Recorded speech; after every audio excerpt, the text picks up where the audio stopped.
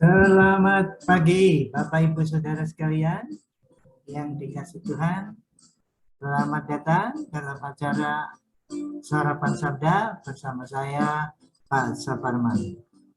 Sarapan kita pada pagi hari ini diambil dari Matius 17, mulai ayat yang ke-14 sampai dengan 20. Matius 17. Mulai 14. Ketika Yesus dan murid-muridnya kembali kepada orang tuanya itu, datanglah seorang mendapatkan Yesus dan menyembah. Katanya, Tuhan kasihanilah anakku. Ia sakit ayah dan sangat menderita. Ia sering jatuh ke dalam api dan juga sering ke dalam air.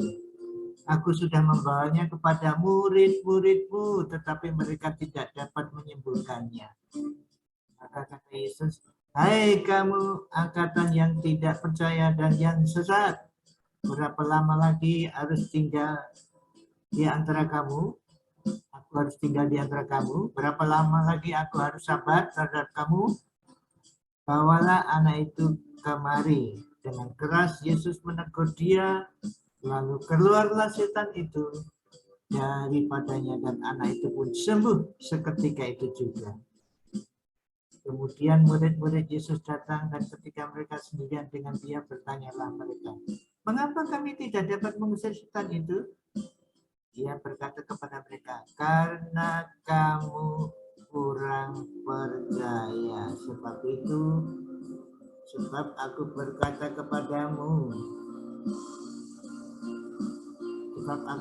kepadamu, sesungguhnya sekiranya kamu mempunyai iman sebesar biji sesari saja, kamu dapat berkata kepada gunung ini, pindah dari tempat ini ke sana, maka gunung ini akan pindah dan tak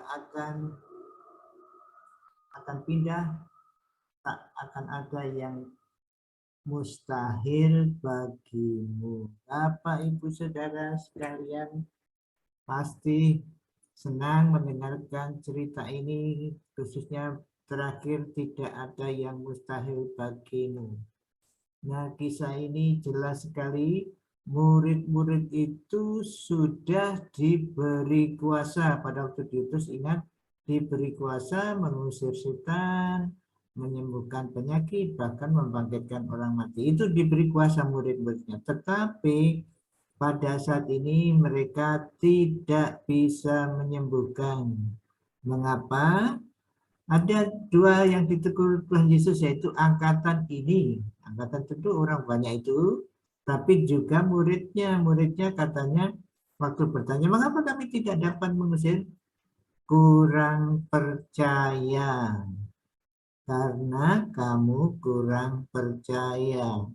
Bapak Ibu Saudara sekalian yang dikasih Tuhan, setiap orang percaya diberi karunia. Nanti kalau membaca 1 Korintus di sana ya, 14 sampai 16 di sana, setiap orang itu punya karunia. Setiap orang percaya diberi karunia, entah karunia menyembuhkan, karunia mengajar, karunia penggembalaan, karunia murah hati, karunia berbelas kasihan, karunia membuat mujizat, dan macam-macam karunia diberikan kepada jemaat di mana sesuai dengan keperluan jemaat itu.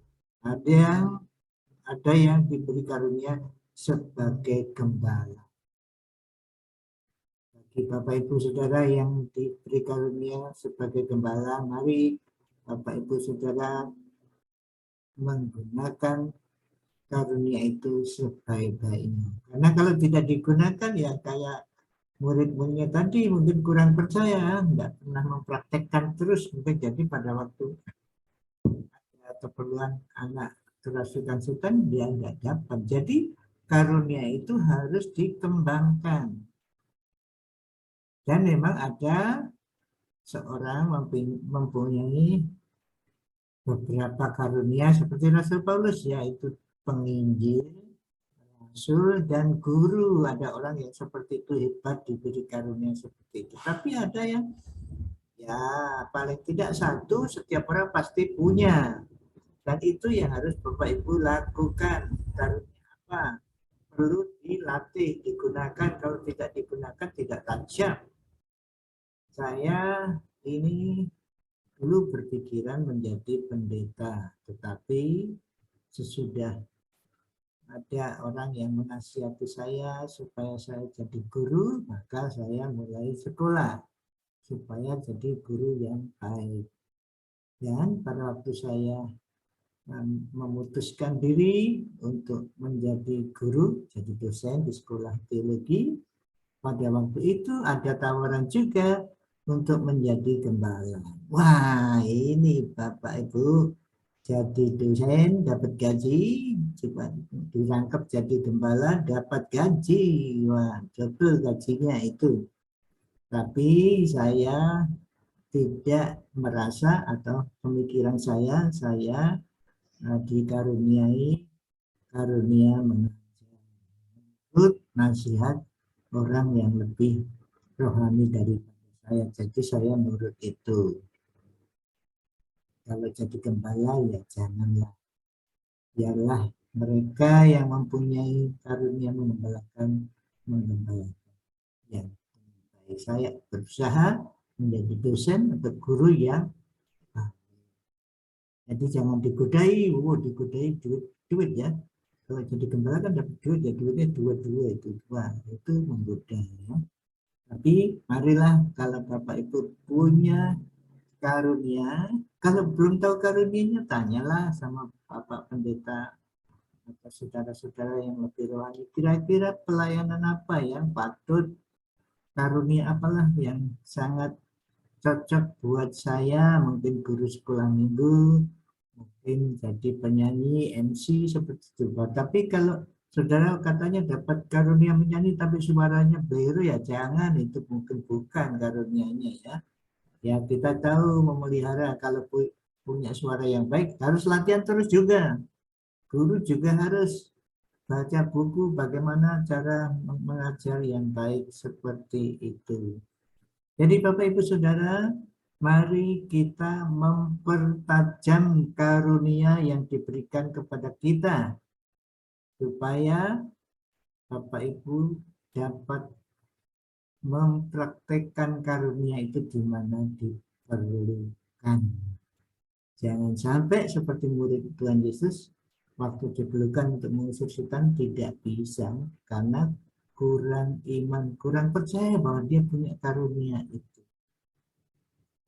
Bagaimana kita berdoa supaya kita bisa menerapkan karunia kita dan Tuhan memberikan karunia kita menjadi tajam sehingga kita bisa menolong orang lain sesuai dengan karunia yang Tuhan berikan kepada kita. Mari kita berdoa. Tuhan, terima kasih karena Engkau memberikan kami paling tidak satu karunia. Kami bersyukur. Oleh karena itu Tuhan, tolong kami menerapkan, mempraktekkan karunia kami ini di dalam kehidupan kami sehari-hari. Kalau ada di antara pendengar, pemirsa yang belum tahu karunia-Nya, Tuhan berilah pengertian. Mungkin lewat Bapak Gembalanya, lewat saudara-saudara yang berrohani untuk memberikan pengamatan dan penguatan bahwa dia mempunyai karunia. Terima kasih Tuhan, dalam nama Tuhan Yesus. Amin. Selamat beraktivitas, jaga prokes, pakai masker, jaga jarak, sering cuci tangan, jauhi kerumunan, dan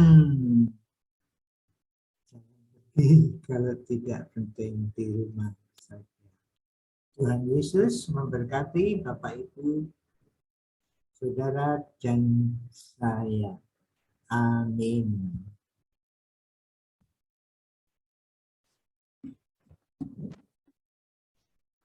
Terima kasih Bapak Ibu Saudara telah mengikuti acara Sarapan Sabda.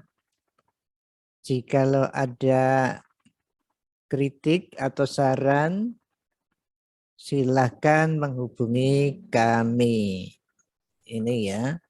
Jadi kalau ibu-ibu punya kritik supaya acara kita lebih baik lagi atau ingin kontak, silakan hubungi kami dengan WA Saparman 0818979114 atau kirim email saparman2021@gmail.com.